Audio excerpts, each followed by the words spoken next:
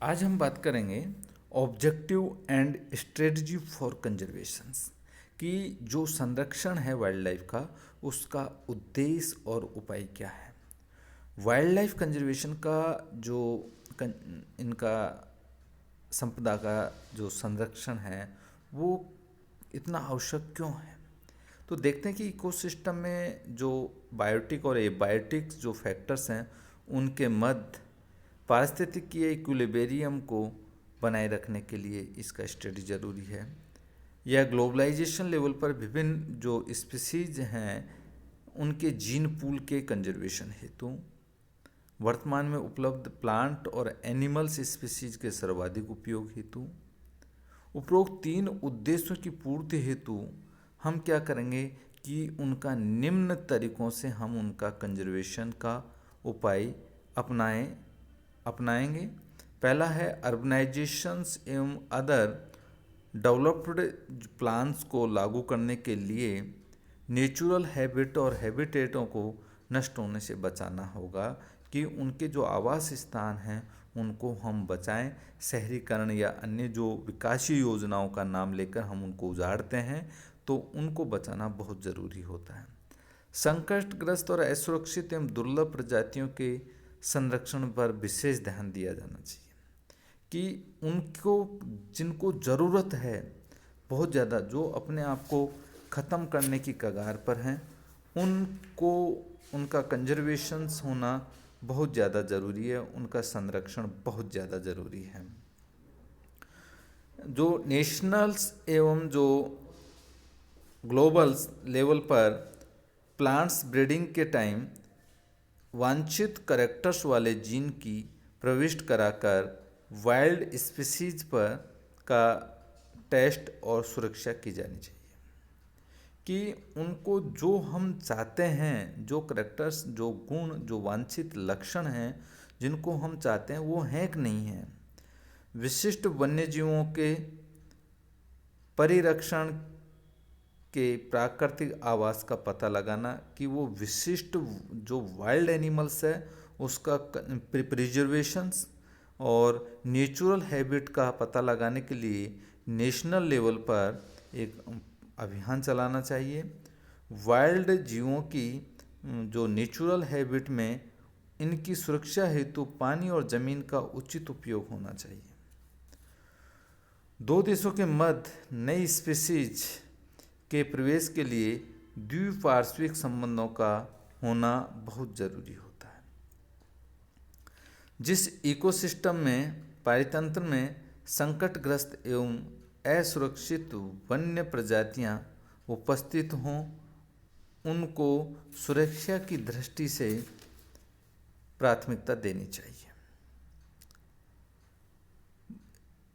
जो डाइवर्सिटी के साथ साथ जेनेटिकली डाइवर्सिटी के कंजर्वेशन हेतु इंटरनेशनल हेल्प से चलने वाली जो विभिन्न प्रोग्राम्सों के तहत नेशनल पार्क और सेफ जो सेंचुरीज हैं उनका फॉर्मेशन किया जाना चाहिए जहाँ पर वो बायोटा आसानी से अपने आप को सुरक्षित फील कर सके।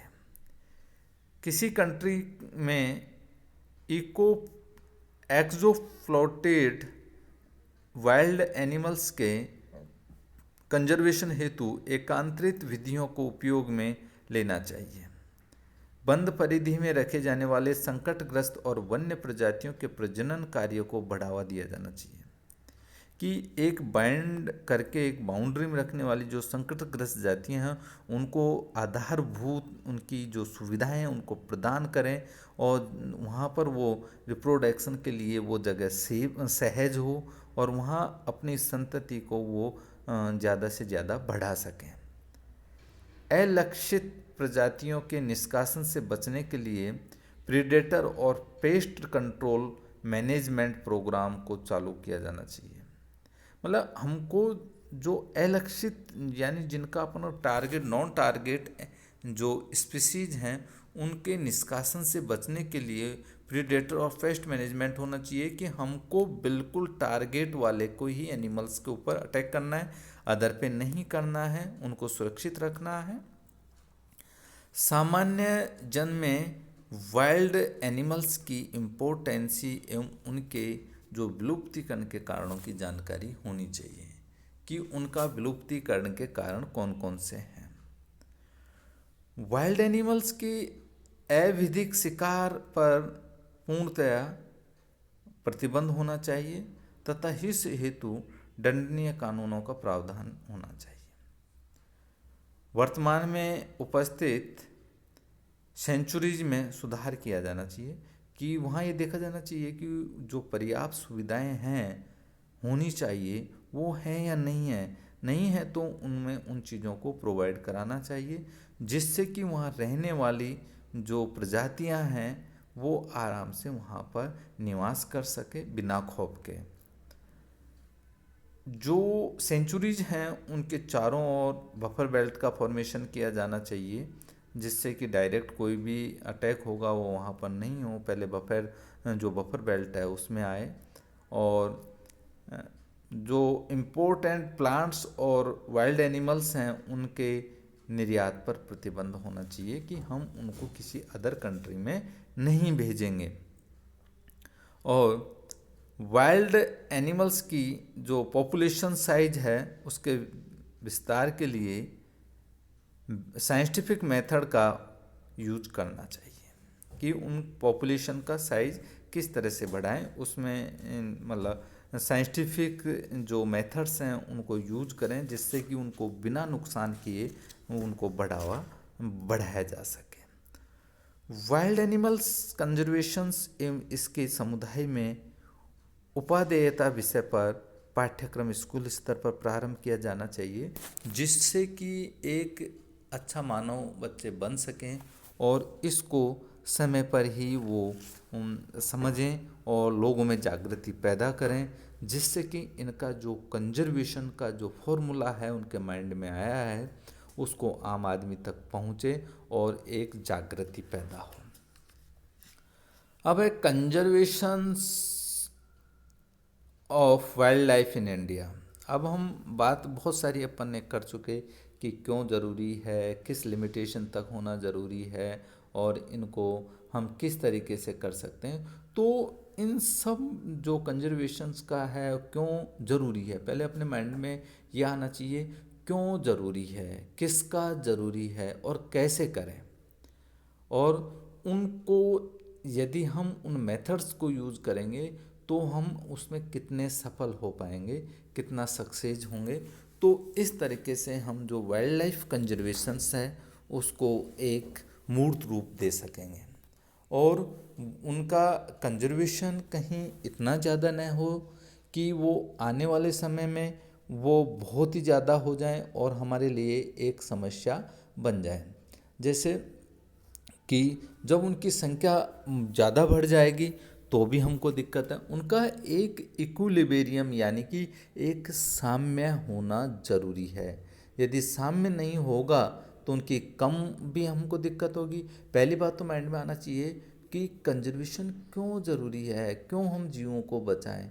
तो हमको आना चाहिए कि जो प्राकृतिक जो नेचर है उसको बनाए रखने के लिए जो इकोसिस्टम है, फूड चेन है, फूड वेब है, इनको बचाए रखने के लिए सभी एनिमल्स का होना बहुत ज़रूरी है। और उस बायोटा का जो कंजर्वेशंस करना कैसे करें, तो कैसे करने में भी ये आती है कि हम एक बहुत कम खर्चा करके हम वहाँ पर उस बायोटा को अपन सुरक्षित बचा सकें, जो आने वाली पीढ़ियों में हम उनको तस्वीर में न दिखाकर मूर्त रूप उनका जो अपन उनको एक लिविंग एनिमल्स के रूप में उनको हम बता सकें। आने वाली पीढ़ियों को हम इस संपदा को हमको सुरक्षित करना ज़रूरी होगा, अन्यथा हम केवल इनको आने वाली पीढ़ियों को तस्वीरों में ही इनको दिखा पाने में सक्षम रहेंगे।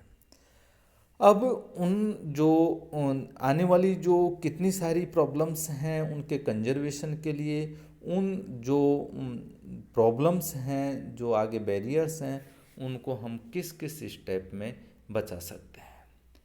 तो इस तरीके से हम वाइल्ड लाइफ कंजर्वेशन को करने में एक सफल हो पाएंगे।